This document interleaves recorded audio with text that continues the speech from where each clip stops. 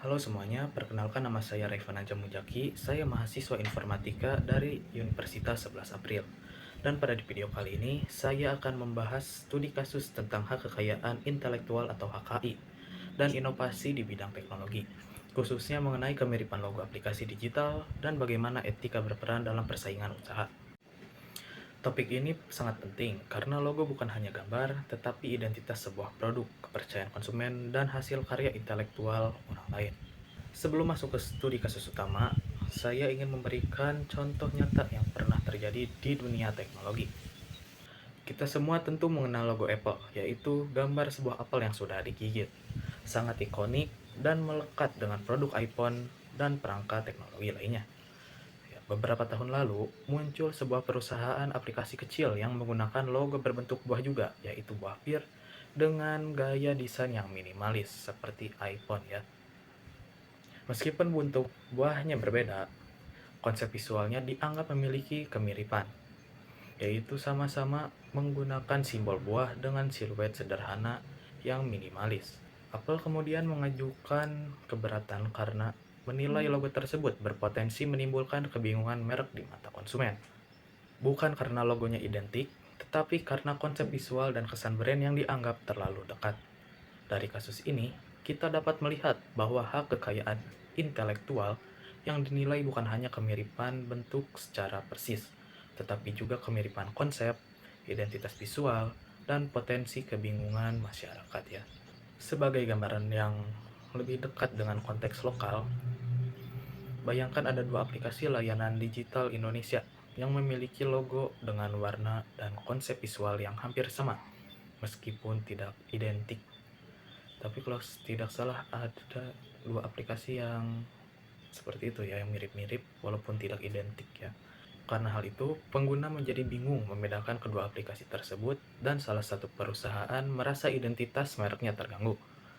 Pihak yang terlibat dalam kasus ini meliputi pemilik aplikasi, desainer logo, tim pemasaran, tim hukum, serta pengguna. Isu etika utama yang muncul adalah penghargaan terhadap karya cipta dan persaingan usaha yang sehat.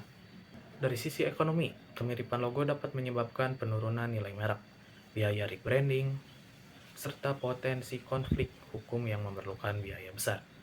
Dari sisi lingkungan, sepertinya tidak terlalu besar ya, karena logonya juga bersifat digital dan tidak menghasilkan limbah fisik.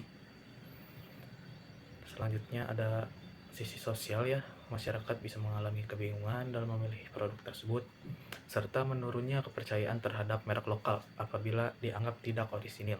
Untuk solusinya, saya memiliki dua opsi ya, jika kasus tersebut terjadi. Yang pertama adalah melakukan revisi desain logo agar lebih unik dan berbeda secara visual.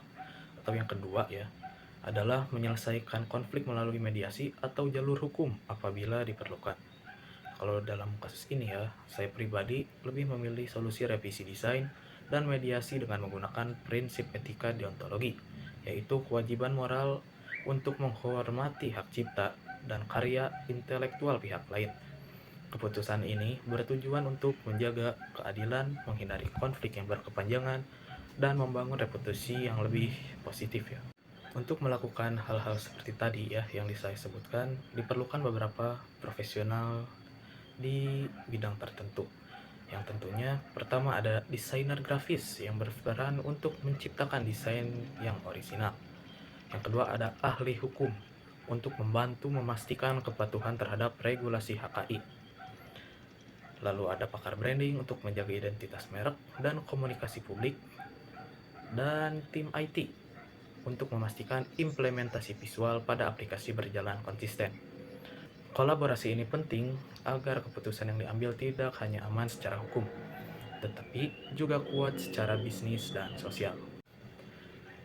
Terakhir, sebagai calon profesional di bidang teknologi informasi, saya berkomitmen untuk menghargai setiap karya cipta, menjunjung tinggi kejujuran, dan tidak melakukan plagiarisme dalam bentuk apapun. Inovasi harus dibangun dengan etika agar teknologi dapat memberikan manfaat bagi masyarakat sekitar. Sekian dari saya. Mohon maaf apabila ada kekurangan kata atau kesalahan kata. Saya Revan Aja Mujaki, pamit undur diri.